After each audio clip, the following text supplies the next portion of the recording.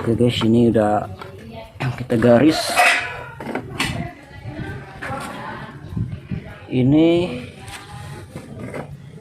dari sini dulu ya. Di sini 13 cm, 16 cm, dan sisanya 20 cm. Ini untuk lebar talang 10 dan tingginya itu 15. Ini lebarnya kita buat 16 supaya dia nanti jadinya 10 ya. Nah, tidak jangan dipotong. Jadi ini lebar 16, ini jadinya 10 ya.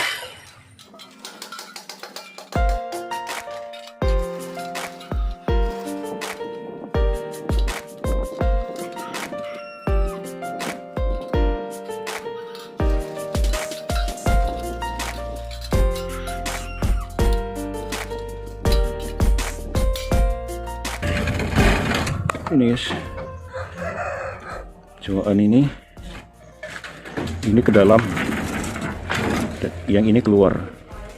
Nah, karena kita guntingnya kan ngarah ke luar, kalau kita ini masukkan ke dalam nanti susah masuk ya. Jadi ini di luar, dan yang ini bagian dalamnya yang di luar, jadi mengkokkannya lebih mudah guys.